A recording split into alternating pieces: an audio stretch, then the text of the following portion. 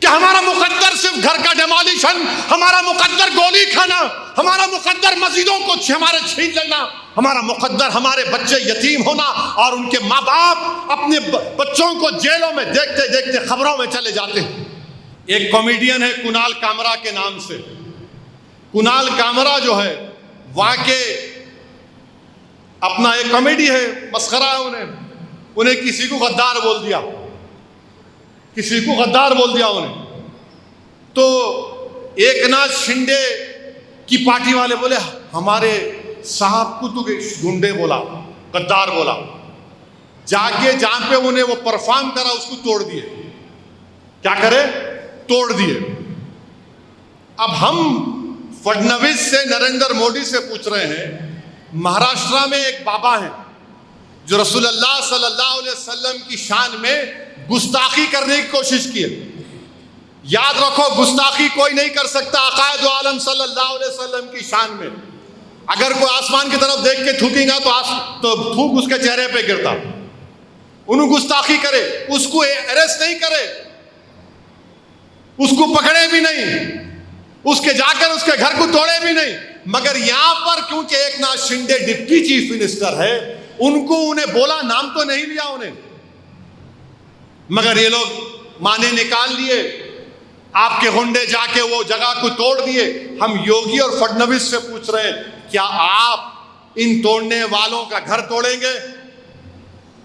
इरफान अंसारी नागपुर में सर पे मार के उसको शहीद कर दिए, 3 लोग को गिरफ्तार किया, उनके घर तोड़ेंगे आप? किसका घर तोड़ रहे हैं आप? सिर्फ मुसलमानों का तोड़ रहे हैं। जो लोग जाकर धमकी दिए कुणाल कामरा को, वो जहां पे हुआ तोड़े, उनको कुछ नहीं, घर में उनको पुलिस स्टेशन में बेल मिल गई। ऐसा दिख रहा कि पुलिस स्टेशन उनका मायका था। हजरत सुसरे मिल्लत बैठे थे, आजा दामाद करके जा। याद रखो, कोई इख्तिदार पर ज्यादा रहने वाला नहीं है। भारत में बादशाहों के महलात वीरान हैं।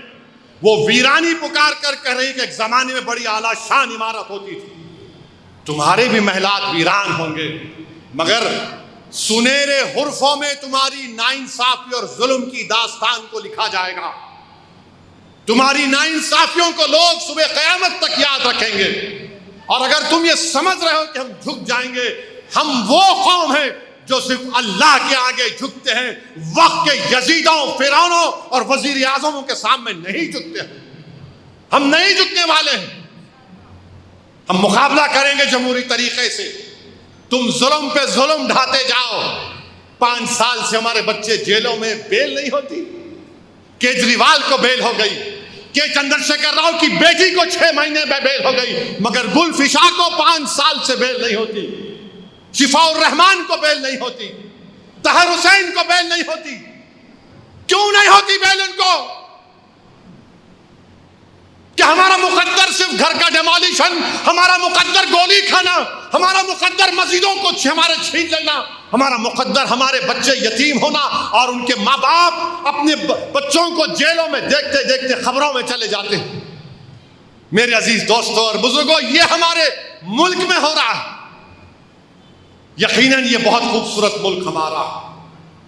और याद रखो जालिमों, इस मुल्क को आजाद अंग्रेजों की गुलामी से तुमने नहीं किया, ना किसी मुगल बादशाहों ने किया।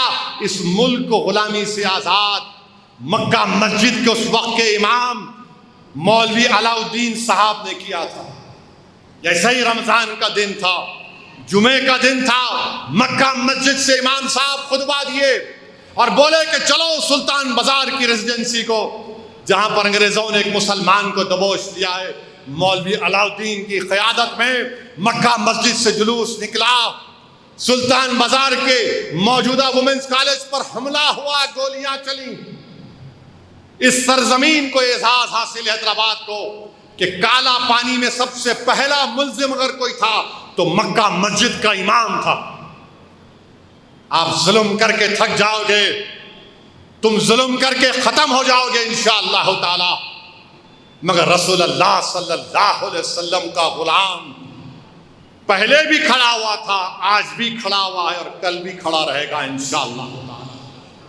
तुम अगर ये समझ रहे हो कि कानून बनाकर हमारी मस्जिदों की तरफ ललचाई हुई नजरों से देखोगे, जाकर रशिया में बसने वाले उस वक्त के सोवियत यूनियन के कम्युनिस्टों से पूछो। उन्होंने समझा कि स्टालिन की हुकूमत, ब्रेजनेव की हुकूमत इस्लाम को खत्म कर देंगे, कम्युनिज्म खत्म हो गया, यूएसएसआर टूट गया, मगर इस्लाम जिंदा है, मस्जिदें आबाद। ये हमारा मुल्क है, हम इस सरजमीन पर पैदा हुए, इस सरजमीन पर हम बाइज्जत शहरी बन के रहेंगे, हम बाइज्जत इंसान बनकर रहेंगे। हम अपने हुकूक को हासिल करने की लड़ाई आईन और संविधान के दायरे में रहकर लड़ते रहेंगे और हम अपने हक को हासिल करके रहेंगे। हम दुनिया से जरूर जाएंगे, मगर जाने से पहले हम आने वाली नस्लों को आराम की नींद देकर जाएंगे, उनको ताकतवर बना के जाएंगे, उस क़यादत को मजबूत करके जाएंगे। मेरे अजीज दोस्तों और बुजुर्गों, मेरी आपसे गुजारिश है कि आप दुआ भी करें इस कानून के खिलाफ, आप दुआ भी करें कि अल्लाह सुब्हानहू व तआला इन जालिमों से हमको छुटकारा दिला।